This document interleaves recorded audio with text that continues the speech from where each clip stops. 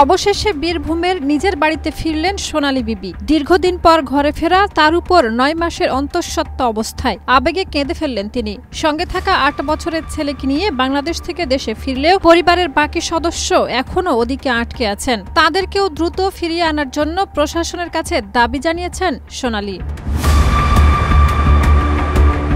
গত জুন মাসে সোনালী সহ 6 জনকে দিল্লি পুলিশ বাংলাদেশে অনুপ্রবেশকারী সন্দেহে ধরে। পুশব্যাক প্রক্রিয়ার মধ্যেই সোনালী ছিলেন অন্তঃসত্ত্বা। পরে 20 আগস্ট চাঁপাইনবাবগঞ্জেও একই অভিযোগে তাদের গ্রেপ্তার করে স্থানীয় পুলিশ এবং পাঠানো হয় সংশোধনাগারে। ঘটনার প্রেক্ষিতে গত বুধবার সুপ্রিম কোর্ট কেন্দ্রকে নির্দেশ দেয় বাংলাদেশে তাড়িয়ে দেওয়া পশ্চিমবঙ্গের বাসিন্দা সোনালী এবং তার নাবালক সন্তানকে অবিলম্বে ভারতে ফিরিয়ে আনতে হবে এবং দেশে ফেরার পর তার চিকিৎসার ব্যবস্থাও করতে হবে। একই সঙ্গে নাগরিকত্ব যাচাইয়ের কেন্দ্রীয় প্রক্রিয়া নিয়েও প্রশ্ন তোলে আদালত।